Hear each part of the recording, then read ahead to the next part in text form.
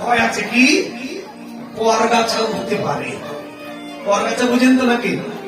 একটা গাছ এত বড় হয়েছে, ওর ওপর দিয়ে সাইড থেকে আর একটা গাছ বড় হয়ে চলে গেছে, তাহলে নিচের গাছটা আর বাড়বে? তাহলে ভক্তিলতাটা বাড়লো, নিশ্চিন্ত হয়ে গেলেন? না না না না, নিশ্চিন্ত হয়েন না। সাধু সঙ্গ করে জপ করে ভক্ত হয়ে গেলেন, মনে করলেন কাজ হয়ে গেছে, ভগবান পেয়ে যাবো। না, পরগাছা উঠতে পারে। পরগাছাটা কি বলছেন? পরগাছা হলো তুমি ভক্তির সকূলে, ভক্তির অনুকূলে যে সমস্ত কর্মগুলো ভগবান দিয়েছে, ওই কর্মগুলো অনুকূল, প্রতিকূল নয় কিন্তু, বিরুদ্ধে নয়, অনুকূলে কর্মগুলো করতে করতে করতে করতে হঠাৎ করে প্রতিকূলের কর্ম, মানে কৃষ্ণ বাদ দিয়ে অন্য দেব দেবী অথবা অন্য পথ মত উপাসনা করছো, এগুলো পরগাছা। যদি এগুলো হয় তাহলে তোমার যত বড় লতা হয়েছিল, ওই লতাটার সাথে সাথে ভক্তি লতার পাতাটা শুকিয়ে যাবে।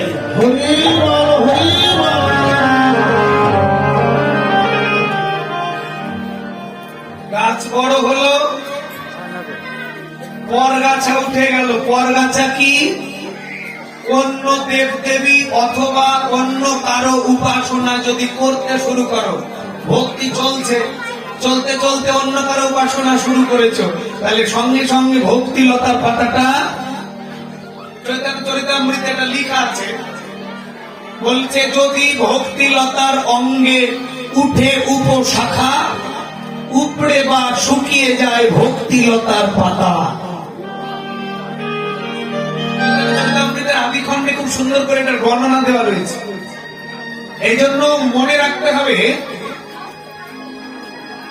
এই জন্য শ্রীমদ ভাগবত গীতায় বললেন সর্বধর্মাং পরিত্যাজ্যং। এখানে মিল আছে কিন্তু, এখানে বললেন পরগাছা যেন না উঠে, আমার গীতায়ও বলেছেন সর্বধর্মাং পরিত্যাজ্যং। মহাপ্রভু বলছেন স্বধর্ম আচরণে কৃষ্ণ ভক্তি হয়। তাহলে স্বধর্ম আচরণটা কি? বলে অন্যান্য কিছু নয়, যে যুগে যে ভগবান যে ধর্ম দিয়েছে ওই ধর্ম পালন করাটাকে স্বধর্ম আচরণ বলা হয়।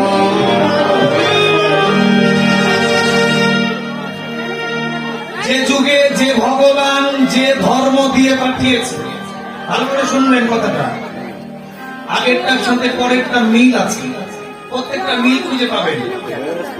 যে যুগে যে ভগবান যে ধর্ম দিয়ে পাঠিয়েছে সেই ধর্ম আচরণ করাটাকে স্বধর্ম বলা। তাহলে কলিযুগে ভগবানকে শ্রী চৈতন্য মহাপ্রভু, তাহলে সে কি ধর্ম দিয়ে পাঠালো? হরিনাম সংকীর্তন। তাই হরিনাম করাটাকে স্বধর্ম বলা হয়। তাই বললেন হরিনাম করলে কৃষ্ণ ভক্তি।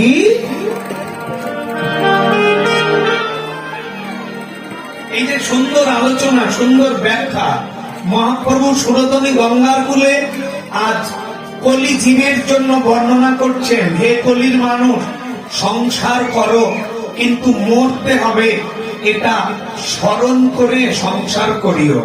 যদি মরণের কথা ভুলে যাও তাহলে তোমার দ্বারা পাপ কর্ম হবে, আর পাপ পরিপূর্ণ করে গেলে তোমাকে আবার পৃথিবীতে আসতে হবে।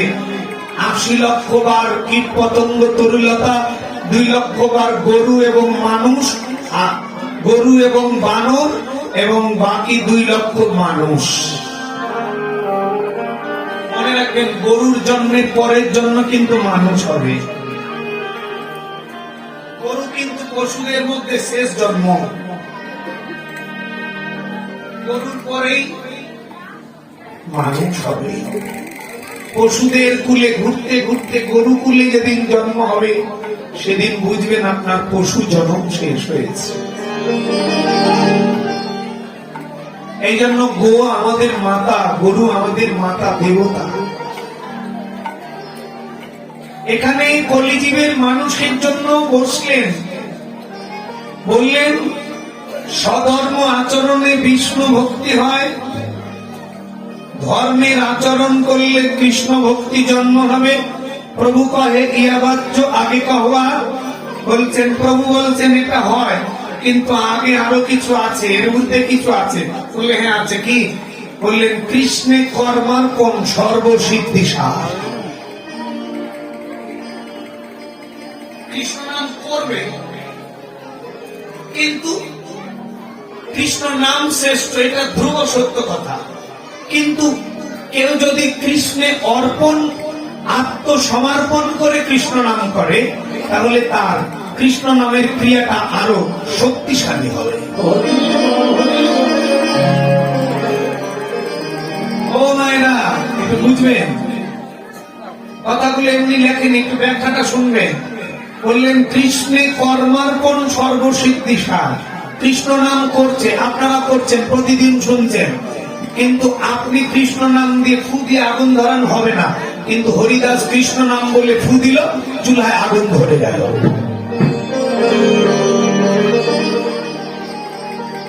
আমি আপনি কৃষ্ণ নাম করে 10 দিন না খেয়ে থাকতে পারবো? ও মায়ের কথা বলেন, পারবো?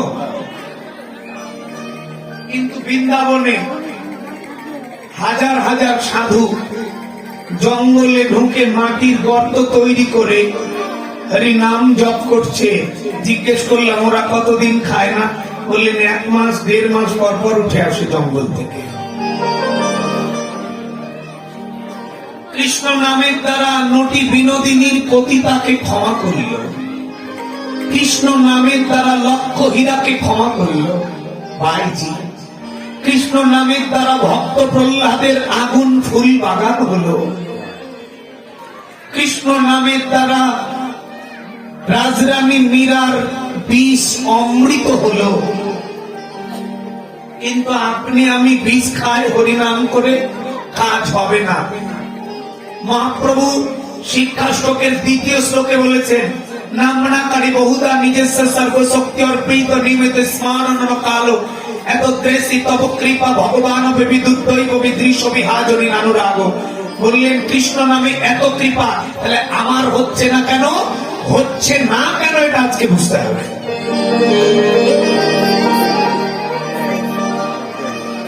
কেন কৃষ্ণ নামে কৃপা হচ্ছে না? এখানে বললেন কৃষ্ণে কর্মার্পণ সর্বসিদ্ধিসার। বলছে কেউ যদি কৃষ্ণে কর্মটাকে অর্পণ করে আমার বলতে কিছু না রেখে কৃষ্ণ নাম করে, সংসার করে, তখন তার কৃষ্ণ নামে কৃপা হবে।